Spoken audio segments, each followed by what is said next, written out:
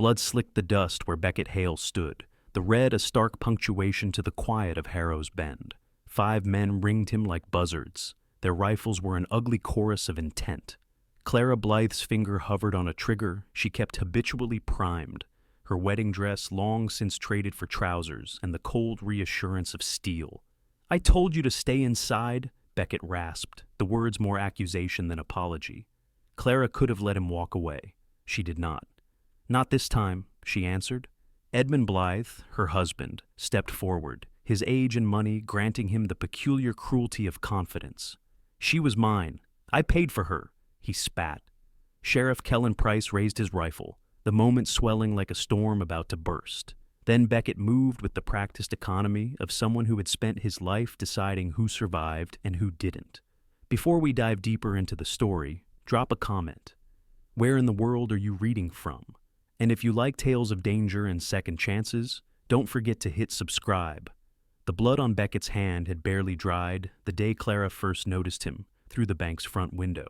He'd hauled an unconscious outlaw by the heels toward Kellen Price's front steps and left a trail of whispers behind him. The people of Harrow's Bend peered from behind curtains and cracked doors, but Clara stepped to the glass. She needed to see the man who could move like thunder through civilized streets. He left the outlaw and took his payment. He walked to the saloon to drink, but his gaze found the woman at the window. Green met storm gray. It was a single, terrible bolt. Clara had been married to Edmund for 3 years. 3 years of ice sheets and questions wrapped in propriety. She had survived the marriage rather than lived it. The newness of desire caught her like a fever. Beckett ordered whiskey and tried to forget her. He had taught himself to look past the kind of woman he could never have. That was simpler for a man who lived by bounties and bills of sale. Still, when the saloon girls gave him room, when Rosa Lane went pale and whispered old warnings, a thread pulled taut inside him, something insistent that refused to be ignored. That evening, Edmund came home to find Clara at the parlor window, watching the street as though it held a map out of her life. "What's so fascinating?" he demanded, his tone a blade. "Disturbance," Clara answered carefully. A bounty hunter brought in Doolin. Edmund grunted and retreated to his study, dismissing the tremor in his wife's hands and the unusual flush in her cheeks as weather. That night, in a separate bed as usual, Clara stared at plaster and thought of Beckett's hands. She had been sold. Her father's debts had been paid with a marriage. Her illusions bought and boxed with civil smiles. Looking at Beckett had wounded something that had long been numb. Instead of retreating into the shape she'd been given, she felt an odd courage rise, the impulse to reach for a different life. Beckett took a room at Mrs. Talbot's boarding house with plans to be gone at dawn.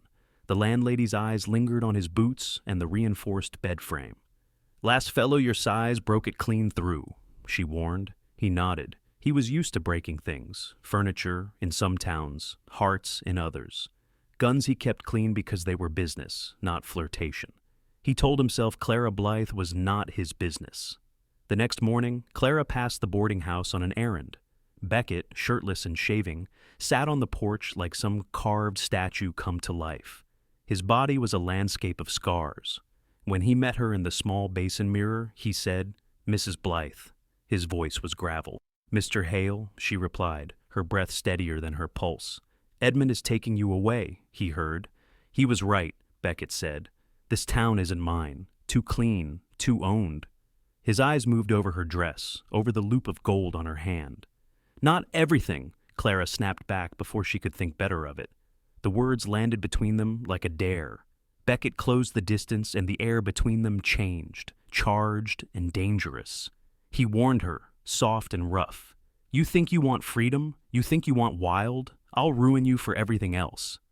Clara felt the truth of it. "Maybe I'm tired of being owned," she whispered. That admission was a match. Edmund found them, and his rage was a crude thing, all noise and broken manners. He lunged, and Beckett stayed still, measured. "Get away from my wife," Edmund yelled. Beckett didn't bother looking at him. "Funny thing about cages," he said to Clara. "Sometimes the bird doesn't even know the door was open." Edmund seized Clara and tried to drag her back. She looked once at Beckett, and in that look, a decision was born. Later that day, Edmund locked Clara in her room for her safety. He announced he had contacted the marshal. He meant to confine her, to buy time. What he did not expect was a pebble at the window, a soft sound at first, then another.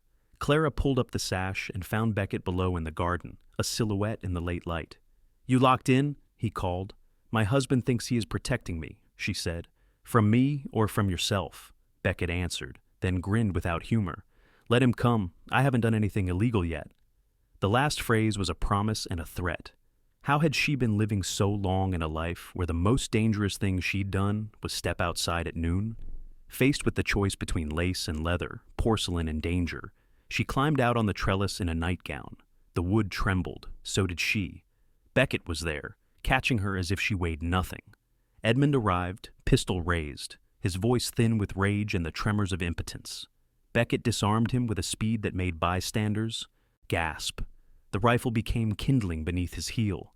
He offered Edmund an ultimatum: sign annulment papers that night or watch everything be told. Harsh truths have a way of unspooling reputations fast.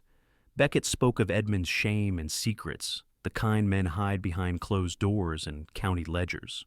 Within hours, Judge Langley was sent for, and what felt like the world fell away from Clara. The marriage annulled, the bonds cut. Edmund left on the midnight coach, his dignity in shards. Before the town had finished whispering, Beckett told Clara to pack. "Where are we going?" Mrs. Talbot asked, pity and propriety folded into her voice. "With him," Clara said simply. "I'm going with him." On the road, Clara learned quickly that freedom had a price. She dressed in trousers that scandalized old neighbors. She learned to ride without wobble, learned the weight of a gun at her hip, and the taste of sun on her raw skin. Beckett taught with blunt honesty and a patience that was part pedagogy, part ownership. "You could still go back," he warned once, standing at a fork as if choice were a map he'd hand her. Clara shook her head. "I'm done being a decoration." Their nights were the hardest to explain. In the privacy of a tent, Beckett's rough hands became the instruments of Clara's own education. Less a tryst than a lesson in what it meant to be owned by desire, and not by law. The original story had whispered of furniture breaking. The truth was gentler and rawer. She learned where she could be touched and how to claim the pleasure that had been denied her. He paced the lessons, sometimes slow, sometimes fierce. He promised bluntly that he could not pretend gentleness where his nature did not bend. "I'll stretch you," he said once, and there was both care and warning in the words. She answered with a boldness that surprised even her. "Do it." They were not soft lovers. That was never Beckett's way. But the intimacy they shared made Clara feel newly whole. Shame fell away like old clothes. Where Edmund had apologetically avoided, Beckett taught, instructed, and, when the time came, worshipped in his own severe fashion. The turning of Clara from timid banker's wife into a woman who could be dangerous in her own right became a quiet study of will. Then life, which prefers consequence over romance, struck. A drunken Edmund, flanked by hired guns long hungry for reward, returned with a bounty and accusations. Beckett's past caught up in the form of Burke Carver and the Carver Gang, men who counted dead brothers and old grudges like ledgers. Shots split the air in Fortuna. A saloon fight turned into an all-out ambush. Clara, who had been told to stay tucked away and safe, refused. She fought, clumsy at first, then with an efficiency that steadied her hand and steadied Beckett's breathing. Rosa Lane brought a shotgun to the fray, and Annie, one of Beckett's old haunts, had eyes full of a strange pride. The battle left bodies, names on the ground, and a sheriff who had to decide whether to enforce law or look the other way. Beckett's shoulder took a bullet. The blood on him was the old sort that never let men sleep well. He refused a doctor because towns ask more questions than they have compassion. Clara found herself dressing his wounds, learning the practicalities of patching skin and calming panicked breathing. When he finally slept, fever soft and muttering, she stayed watch and realized, with sharp clarity, she had become the protector as much as the protected. The healing took days in a cave off the beaten trail. Beckett dreamt of the mother who had died when he was a boy. He muttered names and promises. Clara tended his delirium. When the fever broke, he looked at her with a handful of marrow-deep gratitude and confessed past failings. An old marriage, a child he tried and failed to love as his own. He was not a saint. He had killed and taken and left. He was honest about that in a way no other man had been. Clara listened and chose him anyway. They moved west together, equal parts haunted and hopeful. Clara, who now let herself be called Claire when they rode long days, found new skill in the wielding of a pistol, cutting of meat, and the measuring of distance. In Fortuna and Ashford and towns with names that promised fortune but delivered toil, people learned to read them as partners rather than captor and captive. Where Beckett had once passed through leaving a trail of rumor and broken hearts, he now left behind stories of a woman who rode at his side, and wasn't afraid. At one stop, in a booming place called Harbor's Gate, Clara walked into a store and emerged in a dress that surprised Beckett. "You look like the woman I first saw," he said, fingers running where the light hit her cheek. "Only harder." They played the part until a cheated gambler earned a quick lesson in humility under Clara's cool barrel. It pleased Beckett more than he let on when she stepped forward with the authority of a woman who had bought herself with risk and sweat. Their reputation, something the road and their enemies cultivated, eventually brought them profit. They rode with a small band at times, teaming with men like Frank Morrison and taking down a bank-robbing crew in an abandoned mine. Clara took the long shot at the lookout and watched a life of rumor become a life of earned bounties. Money, when it came, did not change her. It only enlarged choices. Even so, safety remained a mirage. The Carver's grudge followed. Other enemies traced them like vultures. In a small hotel one night, after the gunfire had died and the saloon songs had ended, Beckett looked at Clara and admitted he could not promise forever. "I don't do permanent," he said. "I don't stay." It was the first time anyone had said refusal out loud and let it stand. Clara answered with an unexpected steadiness. "I don't want forever as a word," she said. "I want honest days and honest nights. I want a man who doesn't pretend he's something he isn't." "You've already got him," Beckett said, and neither of them could tell if the confession was comfort or curse. They kept moving.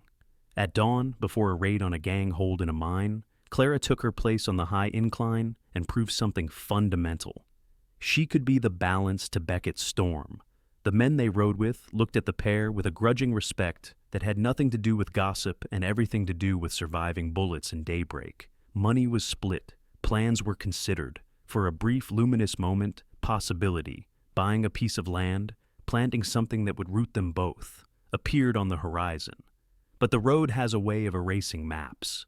The Carver brothers, bounties, rumors, all conspired to keep them moving. Yet Claire's hands learned to measure direction as well as tenderness, and Beckett's voice learned to ask less and trust more. They were two people remade by accident and choice, by a woman who had climbed out of a window and a man who had opened a door he did not offer lightly.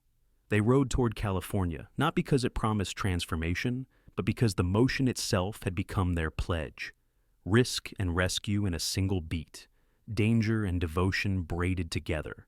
If you're enjoying their ride, if the sound of gunfire, the creak of a saddle, and the spark of newly found courage pulls at you, remember to hit subscribe and tell me where you're reading from. I'll bring more stories like this when the trail leads me back. By the time they reached the coast, people would whisper new names about Clara Blythe and Beckett Hale, names that mixed fear and affection, rumor and truth. They would be a tale told in saloons between sips of bad whiskey. The woman who'd turned her life inside out, and the man who had shown her what a fierce kind of love could look like when it refused to apologize. Choices had been made, illegal, honest, complicated, and there was no clean map of the future. But as they rode, shoulder to shoulder and pistol to holster, they understood a simple, dangerous fact. However long the road lasted, they would travel it together. And for Clara Blythe, that was enough to make the risk worth every shattered expectation she'd ever known.